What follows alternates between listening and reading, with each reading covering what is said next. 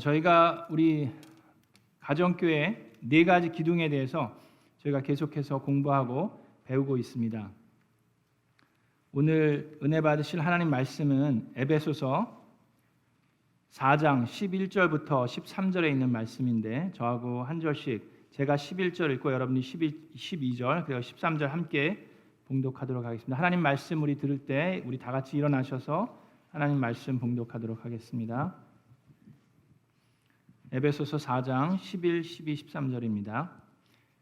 그분이 어떤 사람은 사도로, 어떤 사람은 예언자로, 어떤 사람은 복음 전도자로, 또 어떤 사람은 목사와 교사로 삼으셨습니다. 그것은 성도들을 준비시켜서 봉사일을 하게 하고 그리스도의 몸을 세우게 하려는 것입니다. 그리하여 함께 읽겠습니다. 그리하여 우리 모두가 하나님의 아들을 믿는 일과 아는 일에 하나가 되고 온전한 사람이 되어서 그리스도의 충만하심의 경지에까지 다다르게 됩니다. 아멘. 우리 이 시간 앉기 전에 주변에 있는 분들과 인사하겠습니다. 잘 오셨습니다. 반갑습니다. 환영합니다. 하늘 복 많이 받으세요. 하나님의 미라클이 됩시다.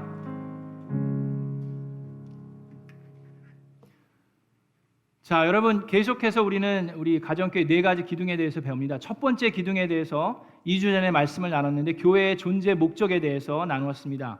교회는 그냥 일주일에 한 번씩 한두 시간 왔다가 그냥 좋은 음악 듣고 또 좋은 강좌 듣고 그냥 좋은 사람들 만나서 친교하다가 그냥 집에 가는 그런 곳이 아닙니다. 교회의 존재 목적은 예수 그리스도의 제자를 만드는 곳이라고 우리는 배웠습니다. 그러기 위해서 마태복음 28장에 있는 말씀을 통해서 우리는 가야 되고 침례를 주어야 되고 예수 그리스도께서 분부한 모든 것을 가르쳐 지키게 해야 된다고 배웠습니다.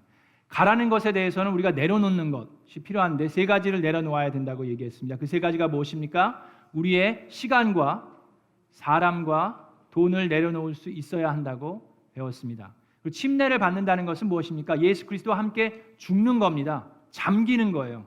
발만 담궈서는 죽을 수가 없습니다. 허리까지만 잠긴다고 죽지 않습니다. 우리 모두 전체가 다 예수 그리스도와 죽을 때에 예수 그리스도께서 우리의 삶 가운데 살아나실 수 있다라고 배웠습니다.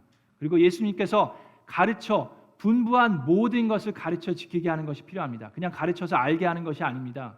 가르쳐서 지키게 해야 되는데 하나님께서 분부하신 예수님께서 분부하신 그냥 일부분만을 받아들이는 것이 아니라 분부한 모든 것을 가르쳐서 알게 하는 게 아니라 지키게 하는 것이 예수 그리스도의 제자를 만드는 것이라고 우리 말씀을 통해서 배웠습니다.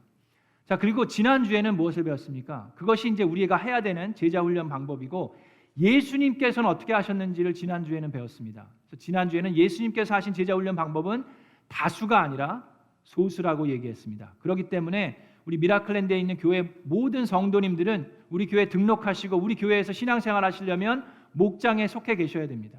그 소수 안에서 서로의 삶을 노출하고 나눌 때에 예수 그리스도의 은혜로 풍성하게 우리가 예수 그리스도를 닮아가는 제자의 모습을 닮아갈 수 있습니다. 자, 그렇게 나누었고요. 오늘은 세 번째 기둥입니다. 세 번째 기둥은 성경적인 사역 분담입니다.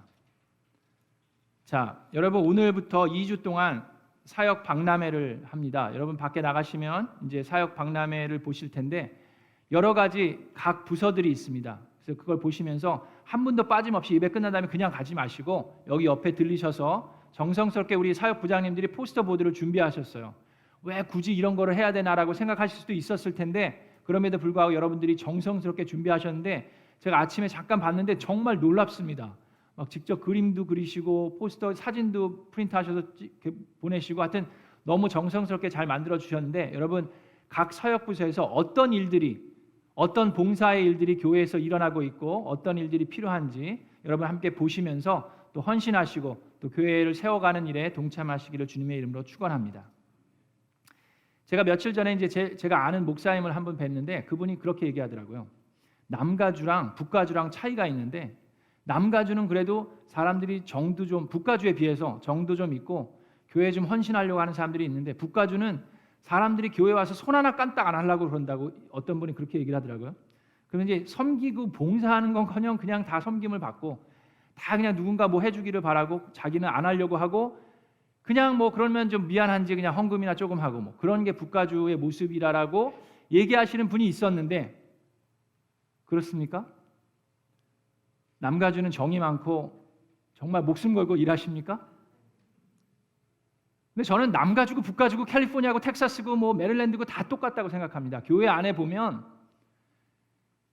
봉사 일을 하는 것을 좀 귀찮아하거나 꺼려하는 분들도 있고 모든 교회가 다 그렇습니다. 또 어떤 분들은 내가 뭐 할 수 있는 일이 뭐가 있나라고 생각하시는 분도 있고 또 내가 안 하면 다른 사람들이 하겠지라고 생각하시는 분도 있고 부담스러워하는 분도 있고 꺼려하는 분도 있고 주저하고 망설이는 분들이 교회 안에 있습니다. 그런가 하면 어려운 환경 속에서도 정말 기쁨과 감사한 마음으로 열심으로 헌신하고 봉사하시는 분들이 교회에 있습니다. 북가주건 남가주건 캘리포니아건 텍사스건 어디든지 교회라면 그런 분들이 있다고 믿습니다. 자, 그래서 오늘은 교회 사역에 대해서 나눌 텐데 우리가 왜 봉사를 하고 무엇을 하고 누가 하고 무엇을 위해서 누구를 위해서 하는지를 나누도록 하겠습니다.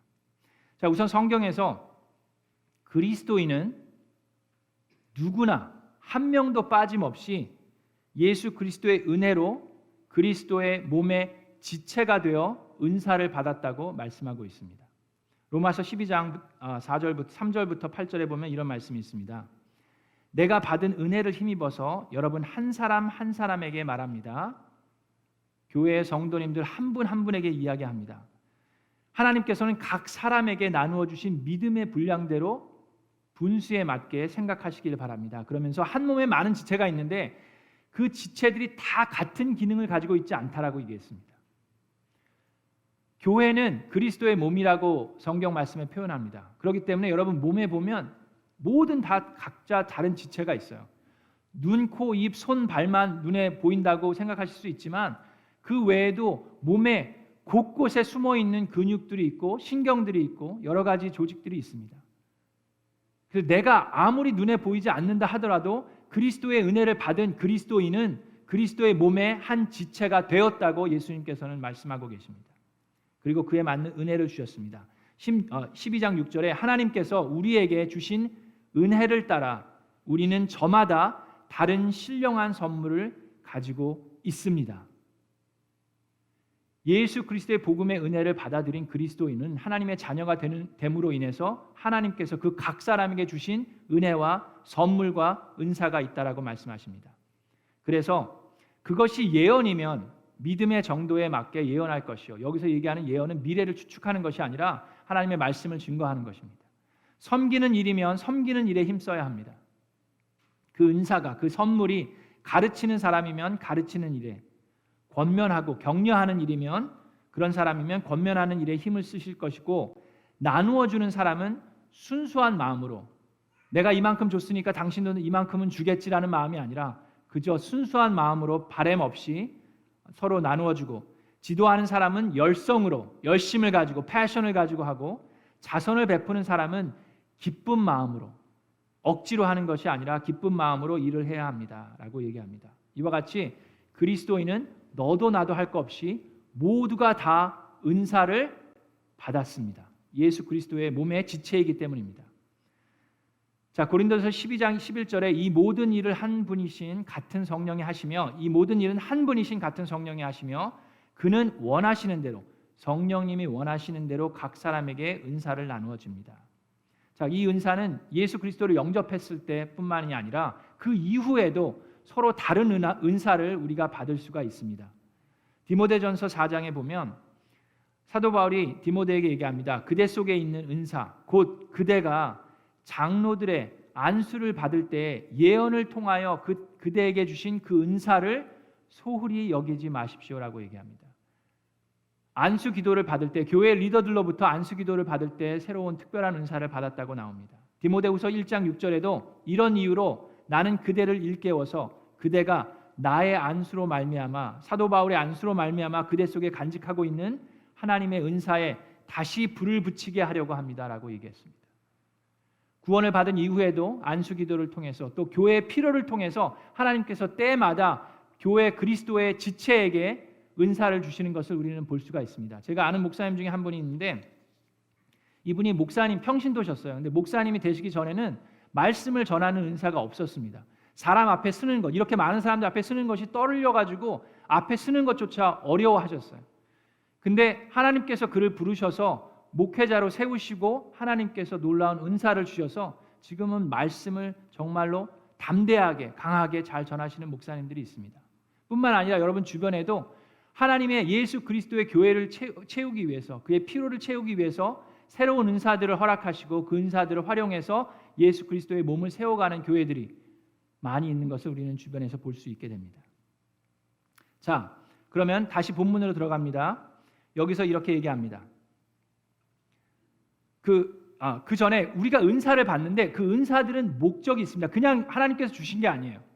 자, 고린도전서 14장 12절에 이렇게 말씀합니다. 이와 같이 여러분도 성령의 은사를 갈구하는 사람들이니 교회에 덕을 끼치도록 그 은사를 더욱 넘치게 받기를 힘쓰십시오. 어디에 덕을 끼치도록요? 예수 그리스도의 몸된 교회, 바로 여러분들에게 덕을 끼치도록 그 은사를 더욱 넘치게 받기를 힘쓰라고 얘기합니다. 또한 고린도전서 12장 7절에는 각 사람에게 성령을 나타내 주시는 것은 공동 이익을 위한 것입니다. 여러분이 받은 은사는 여러분 스스로를 위한 것이 아닙니다. 여러분에게 주신 그 은사는, 그 선물은 교회를 세워가기 위해서, 공동의 이익을 위해서 주신 것입니다. 나만 잘 먹고 잘 살기 위해서 주신 은사가 아니에요. 그것을 우리는 항상 명심해야 됩니다. 누구도 예외 없이 모두 은사를 받았고 그 은사는 공동 이익을 위해서 사용되어야만 합니다. 자, 다시 본문으로 들어갑니다. 11절에 보면 말씀을 받아 가르치는 은사를 가진 사도들, 예언자들, 복음 전도자, 목사와 교사들, 이 가르치는, 말씀을 가르치는 자들이 해야 되는 것이 있는데 그것은 무엇입니까? 그것은 12절에 성도들을 준비시켜서 봉사의 일을 하게 하고 그리스도의 몸을 세우게 하려고 하는 것입니다라고 나옵니다. 자, 표준 세번역에는 성도들을 준비시켜서라고 나오고 개역개정에는 성도들을 온전케 하여서라고 나오는데 원어를 보시면 성도들을 완전케 하라는 얘기입니다. Perfecting the saints. 그리스도를 믿는 사람들을 퍼펙트하게 세우라는 얘기입니다. 자, 여러분, 목사가 성도들을 완전하게 세울 수 있습니까?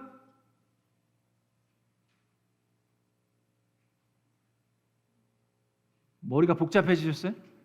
없지요. 여러분, 제가 여러분을 완전하게 세울 수 있어요? 아니요라고 크게 누가 얘기를 하셨습니다. 맞습니다. 아멘. 제가 완벽한 목사입니까?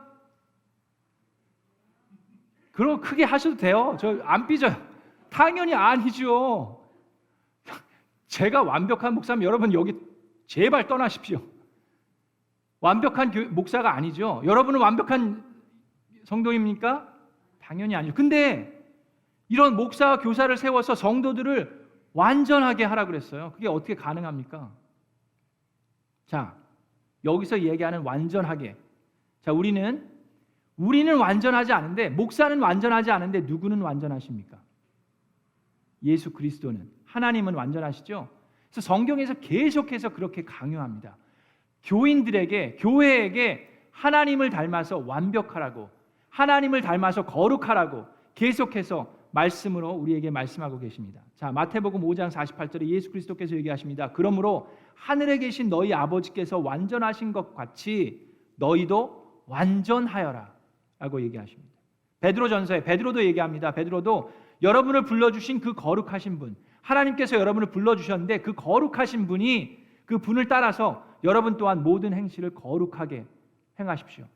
The one who called you is holy, therefore be holy라고 얘기합니다.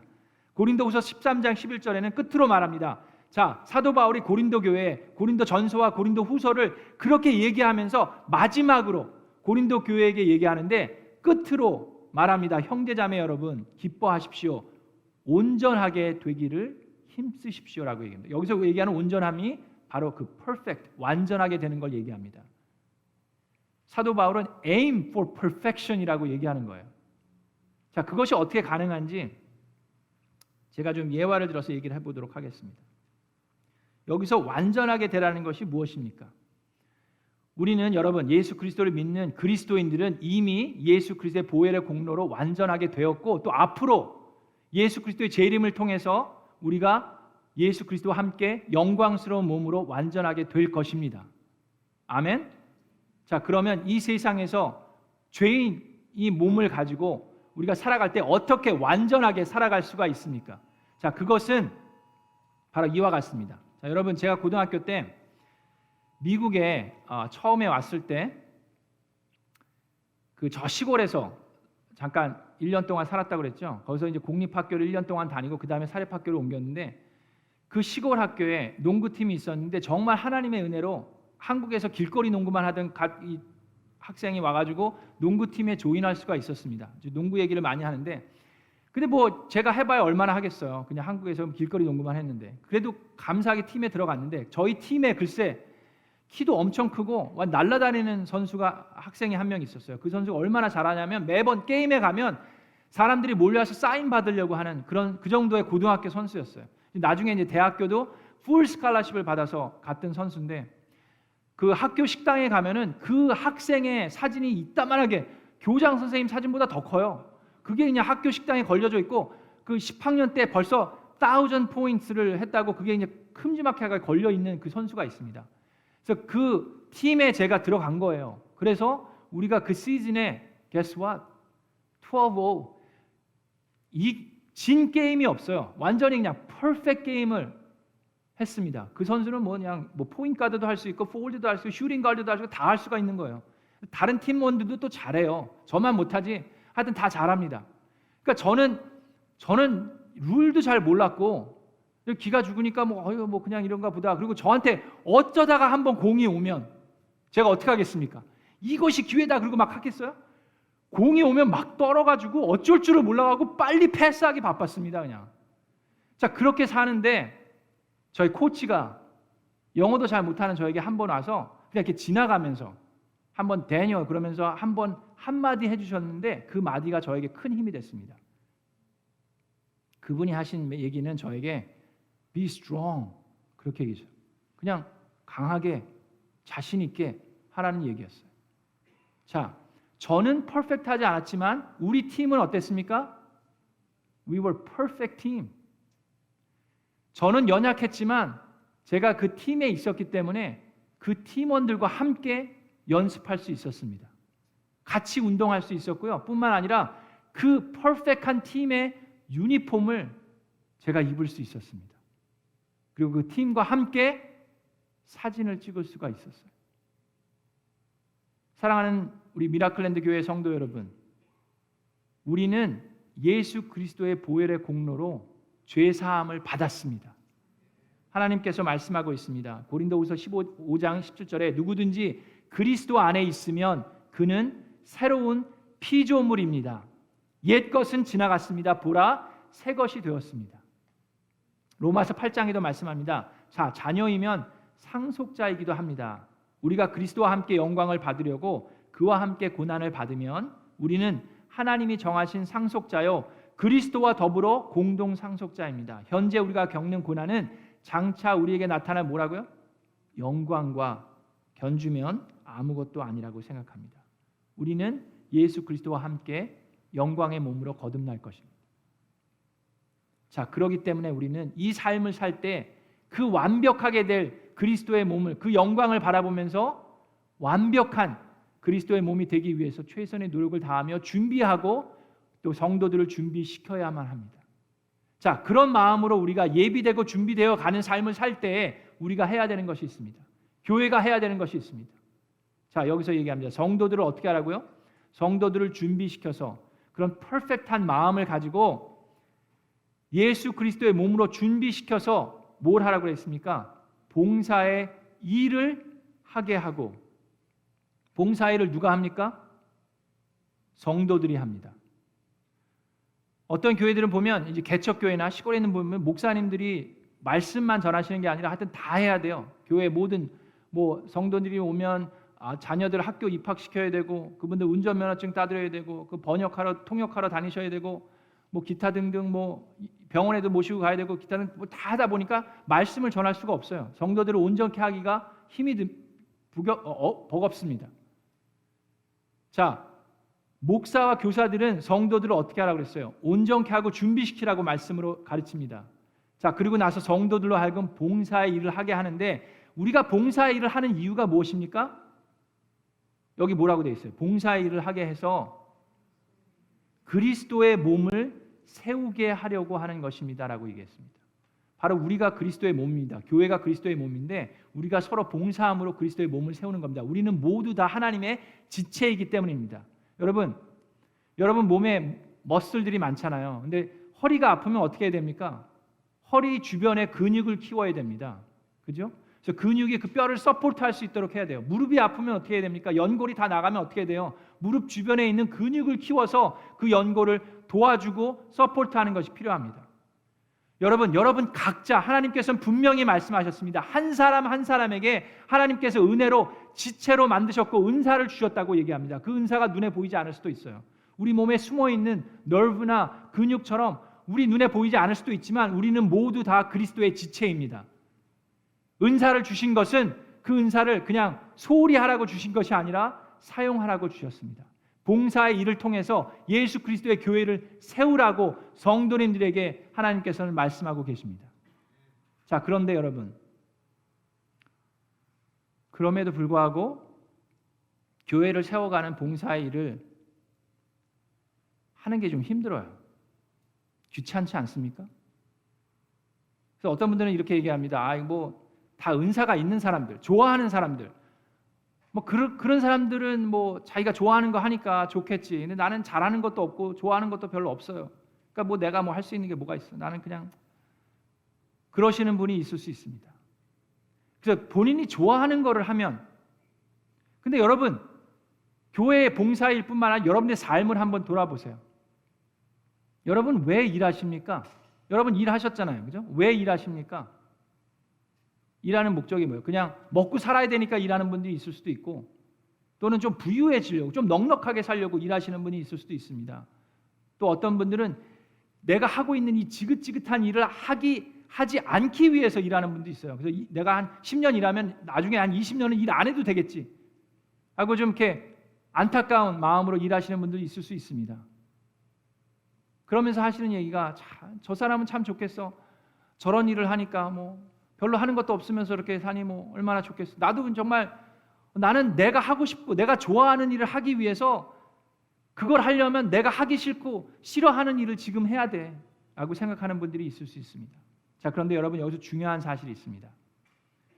여러분, 우리가 무슨 일을 하느냐 보다 누구를 위해서 일하느냐가 우리의 행복 지수를 훨씬 더 결정지을 수 있습니다.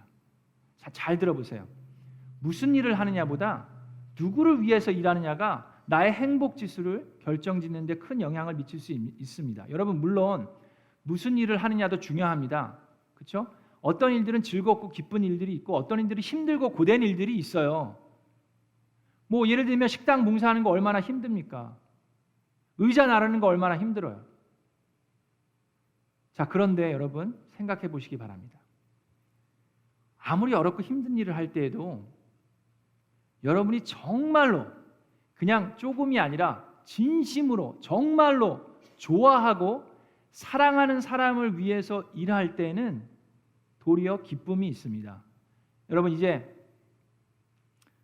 한 가지 여러분에게 좀 어려운 걸 부탁해 봅니다. 여러분 삶 가운데 정말 내가 이 사람은 너무너무 좋았어, 너무너무 사랑했어 하는 사람을 한번 생각해 보시기 바랍니다. 그러면서 여러분 배우자를 한번 쳐다보세요. 쳐다봐도 그 느낌이 안 드실 수도 있어요. 좀 그 한 10년 전, 20년 전으로 돌아가 보세요. 그래도 안 될 수도 있어요. 배우자가 안 돼. 그러면 여러분 자녀를 한번 생각해 보세요. 자녀가 계신 분들은 자녀를 한번 그것도 자녀를 봐도 좀 그게 안 올 수도 있어요. 얘가 뭐 10대 뭐 사춘기도 뭐 하여튼 지금 속썩일 수도 있고. 자, 그러면 그 자녀가 어렸을 때, 갓난 아기일 때 너무나도 그냥 귀여워서 그냥 보기만 해도 막 뽀뽀해주고 막 안아주고 싶을 때, 기저귀에 똥을 싸도 너무 예쁠 때, 그때를 한번 생각해 보세요. 표정을 보니까 그것도 소용이 없어. 그것도 안 되고 저것도 안 되면 어쩌겠어요. 절에도 한번 생각해 보세요. 그것도 안 되면 주여 자, 여러분 근데 생각해 보세요. 정말 내가 누군가를 진심으로 좋아하고 사랑해 봤을 때 여러분 있습니까? 아니면 여러분을 누군가가 진심으로 좋아하고 사랑해 줬을 때가 있습니까? 근데 여러분 그런 분이 있습니다. 하나님이 여러분을 너무너무 좋아하세요. 너무너무 사랑하셔서 창조주가 피조물이 되었습니다. 인간의 몸으로, 연약한 몸으로 와서 자기가 창조하신 그 인간에게 의존할 수밖에 없는 몸으로 오셨습니다. 그리고 조롱을 당하시고 비난을 받으시고 십자가를 지셨고 죽기까지 하셨어요. 여러분 한 사람 한 사람을 너무 사랑하셔서 자기의 독생자 아들을 버리셨습니다. 하나님의 사랑이 얼마나 깊고 넓고 크고 높은지를 알면, 그 사랑의 감동을 받으면, 그분을 위해서라면 의자를 접든 식당에서 봉사를 하든 찬양대에 서든 사람들 앞에 서든 그 어떤 일을 하든 나의 마음속에 기쁨이 넘칠 수밖에 없습니다. 나를 사랑하는 사람, 내가 사랑하는 그분을 위해서이기 때문입니다. 여러분들이 교회에서 봉사할 때도, 여러분들이 밖에서 일할 때에도 왜 일하십니까? 그냥 잘 먹고 잘 살려고, 조금 더 넉넉하고 부유하게 살려고, 더 이상 이 일을 안 하기 위해서 사는 것이 아니라 내가 먹든지 마시든지 무슨 일을 하든지 나의 아버지 되신 나를 사랑하시는 그 구세주 하나님의 영광을 위해서 하시는 저와 여러분 되기를 주님의 이름으로 축원합니다. 여러분 이제 여러분 사역 박람회를 통해서 여러분들이 사역을 조인하실 텐데, 보실 텐데 여러분 몇 가지 명심해 두시기를 원합니다. 첫 번째로 여러분들이 나가셔서 이제 사역 박람회 쭉 돌아보실 때 절대로 억지로 하시지 말기 바랍니다. 여러분 억지로 하면은요 부작용이 너무나도 큽니다. 금방 탈진해요. 금방 지치고 도리어 부작용이 일어나서 사역을 하면서도 불편하고 불만이 생길 수 있습니다. 교회를 세우는 것이 아니라 교회를 병들게 할 수도 있습니다. 그래서 억지로 권유하거나 강요하지도 마시고 억지로 사인업하지 마세요. 그런데 명심해야 될 게 있습니다. 대신에 둘째로 우리가 명심해야 될 것은 하나님 아버지의 부르심에 순종하는 마음으로 조인하시기 바랍니다. 하나님은 분명히 말씀하셨습니다. 그 어느 누구도 그리스도의 자녀가 된 사람은 은사를 받지 않은 사람이 없습니다. 그것이 무슨 일이든, 그것이 아무리 작은 일이든. 그리고 하나님께서 그 은사를 주신 것은 봉사의 일을 해서 교회를 세우기 위함입니다. 근데 여러분들이 하나님께서 왜 여러분들에게 봉사의 일을 해서 그리스도의 교회를 세우기 원하시는지 아십니까? 자, 그것을 어떻게 얘기합니까? 자, 13절에 그리하여 교회의 몸을 세워서 그리하여 우리 모두가 하나님의 아들을 믿는 일과 아는 일에 하나가 되고 그리스도의 교회가 하나가 되고 온전한 사람이 되어서 그리스도의 충만하심의 경지에까지 다다르게 됩니다라고 얘기합니다. 하나님께서는 여러분이 한 분 한 분이 예수 그리스도의 충만한 경지에 이르기를 원하십니다. 그게 바로 퍼펙팅 되는 거예요. 완전하게 되는 겁니다. 여러분들이 봉사일을 하고 교회를 세워감으로 교회가 하나 될 때 우리는 그리스도의 충만함에 그 경지에까지 이르게 되고, 그것이 바로 그리스도인의 한 사람 한 사람 삶 가운데 예수 그리스도를 닮아가는 그런 완벽한 삶으로 살아가는 축복이 되는 것입니다. 그것을 하나님께서 원하세요. 여러분 봉사의 일도요 할 수 있을 때 하십시오. 나중에 우리 애들 다 크면 가게가 좀 자리 잡히면 이라고 얘기하실 수 있는데 여러분 그렇지 않습니다. 바쁠 때일수록 하는 일이 더 값질 수 있습니다. 할 수 있을 때, 하나님께서 불러주실 때 어떤 일이든 함께 참여하시기를 바랍니다. 둘째로 우리가 명심해야 되는 것이 하나님의 부르심에 순종하는 그런 여러분들이 되기를 원합니다. 세 번째로 우리가 명심해야 되는 것은 내가 하고 싶은 사역을 찾기 이전에 나를 필요로 하는 사역을 우선순위로 두어야 합니다. 내가 하고 싶은 사역을 하기 전에 나를 필요로 하는 사역에 먼저 조인하시기 바랍니다. 여러분, 교회는 내가 하고 싶은 일을 하면서 나의 꿈을 펼치는 곳이 아닙니다. 교회는 내가 봉사의 일을 함으로 하나님의 소원을 풀어드리는 곳입니다. 아멘. 그 소원은 바로 그리스도의 몸을 세움으로 여러분 한 분 한 분이 예수 그리스도의 그 충만하신 그 경지에까지 달하는 것입니다. 그러기 위해서는 우리가 때때로는 어려운 일들, 힘든 일들, 고난 가운데 거해야 합니다. 그러면서 우리는 성숙해가고 힘이 납니다. 여러분, 머슬을 키우기 위해서 운동을 하면 어떻습니까? 제가 아령을 샀어요. 아령을. 운동할 시간도 없고 막 뭐 자전거 타려니까 좀 위험한 것 같고 막 그래가지고 아령을 사서 이걸 하는데 안 하다가 하니까 어떤지 아세요? 어휴, 알이 배겨가지고 그냥 아파요, 아파. 봉사를 하다 보면 지치고 힘듭니다. 아파요.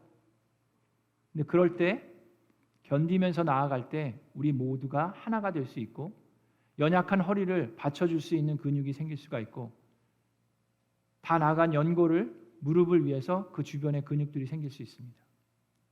여러분들의 작은 그런 일들과 그런 봉사들이 하나가 될 때 예수 그리스도의 교회가 건강하게 세워질 수 있는 줄로 믿습니다.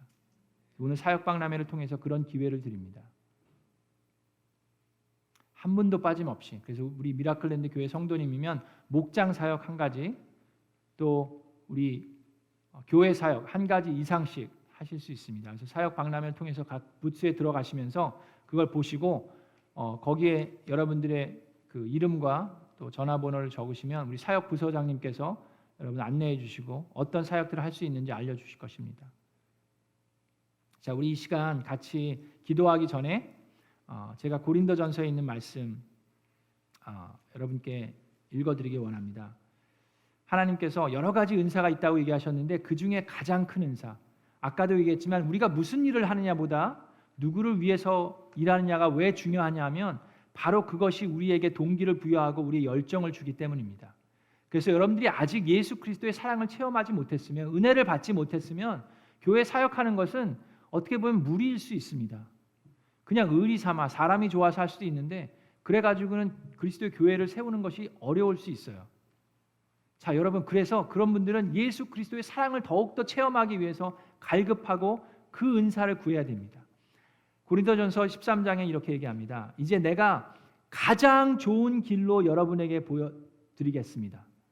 여러 가지 은사가 있습니다. 가르침의 은사, 격려의 은사, 음악의 은사, 여러 가지 은사가 있는데 가장 좋은 은사, 가장 좋은 길이 있는데 그것은 바로 사랑이라고 말합니다. 내가 사람의 모든 말과 천사의 말을 할 수 있을지라도 내게 사랑이 없으면 울리는 징이나 요란한 꽹과리가 될 뿐이라고 얘기합니다. 사랑은 오래 참고 친절합니다. 사랑은 시기하지 않으며 뽐내지 않으며 교만하지 않습니다. 사랑은 무례하지 않으며 자기의 이익을 구하지 않으며 성을 내지 않으며 원한을 품지 않습니다. 사랑은 불의를 기뻐하지 않으며 진리와 함께 기뻐합니다. 사랑은 모든 것을 덮어주며 모든 것을 믿으며 모든 것을 바라며 모든 것을 견딥니다. 사랑은 없어지지 않습니다. 예언도 사라지고 방언도 그치고 지식도 사라집니다. 그러나 사랑은 없어지지 않습니다. 믿음, 소망, 사랑, 이 세 가지는 항상 있을 것인데 그 가운데 으뜸은 사랑입니다. 아멘.